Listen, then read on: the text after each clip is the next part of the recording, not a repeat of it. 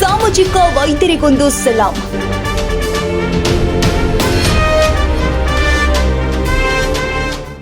ಮಳೆ, ಚಳಿ, ಬಿಸಿಲು ಏನೇ ಇರಲಿ ಅಥವಾ ಕೊರೋನಾದಂತಹ ದೊಡ್ಡ ದೊಡ್ಡ ಸಾಂಕ್ರಾಮಿಕ ರೋಗಗಳೇ ಬರಲಿ, ಇವರು ಮಾತ್ರ ತಮ್ಮ ಕೆಲಸ ನಿಲ್ಲಿಸೋದಿಲ್ಲ. ಮನೆಯೊಳಗೆ ಬೆಚ್ಚನೆ ಮಲಗೋದಿಲ್ಲ.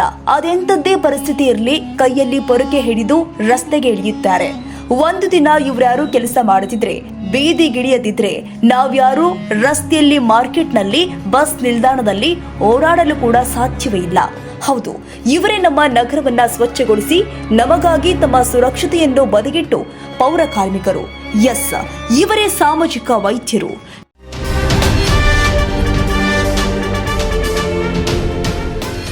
ತುಂಗಭದ್ರಾ ಜಲಾಶಯದಿಂದ ನೀರು ಬಿಡುಗಡೆಯಾದ ಹಿನ್ನೆಲೆ ಕಂಪ್ಲಿಯ ಸೇತುವೆ ಮುಳುಗಿತು.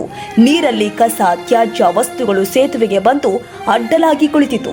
ಸಾಂಕ್ರಾಮಿಕ ರೋಗದ ಲಕ್ಷಣಗಳು ಇನ್ನೇನು ಹರಡೋ ಪ್ರಾರಂಭದಲ್ಲೇ ಕಂಪ್ಲಿಯ ಪುರಸಭೆ ಸಿಬ್ಬಂದಿಗಳು ಅಂದ್ರೆ ಪೌರ ಕಾರ್ಮಿಕರು ತಮ್ಮ ಜೀವವನ್ನ ಲೆಕ್ಕಿಸದೆ ಸ್ವಚ್ಛತಾ ಕಾರ್ಯಕ್ಕೆ ಮುಂದಾದ್ರು. ಈ ಪೌರ ಕಾರ್ಮಿಕರ ಬಗ್ಗೆ ನಿಮಗೆಷ್ಟು ಗೊತ್ತು?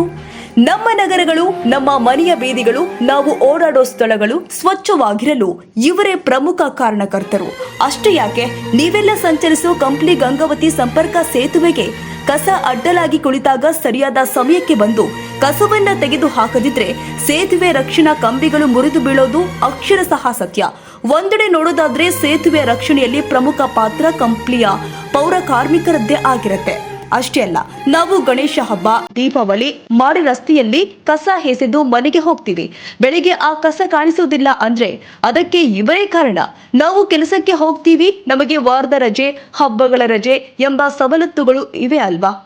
ಮಹಿಳಾ ಉದ್ಯೋಗಿಗಳಿಗೆ ಹೆರಿಗೆ ರಜೆ ಆದ್ರೂ ಇರುತ್ತೆ ಅಲ್ವಾ? ಆದ್ರೆ ವಿಪರ್ಯಾಸ ನೋಡಿ, ಇವರ್ಯಾರಿಗೂ ಕೂಡ ರಜೆ ಎಂಬುದೇ ಇಲ್ಲ. ರಜೆ ಬೇಕಿದ್ರೆ ಸಂಬಳ ಕೇಳೋ ಹಾಗಿಲ್ಲ ಅಷ್ಟೇ.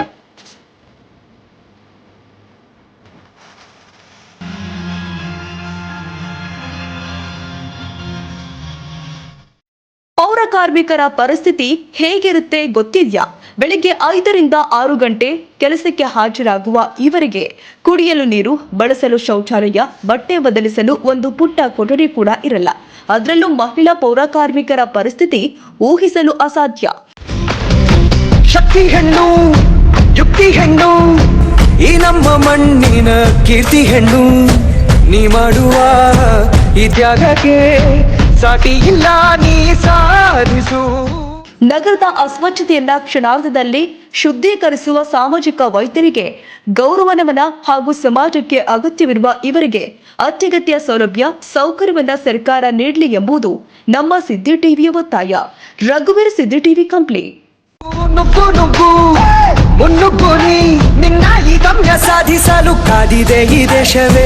ಏಳು ಏಳು ಏಳು, ನಿನಗೆ ಇಲ್ಲ ಇನ್ನು ಸೋಲು. ನಿನ್ನ ಕಾಯೋಕೆ ಬಂದ ನಿಗಾದೇವರೇ, ನಿನ್ನ ಬಾಳಲ್ಲಿ ನಿನಗೆ ನೀನೇ ದೊರೆ. ಕೇಳು ಕೇಳು ಕೇಳು, ಎಲ್ಲ ಆಟವ ನೀನೇ ಆಳು. ನೀನೇ ಸ್ಫೂರ್ತಿಯಾಗಬೇಕು ಎಲ್ಲ ಸಾಧಕರಿಗೆ. ನೀನಂತರ ಗರ್ಭ, ನೀಗ ಪೂರ್ವ.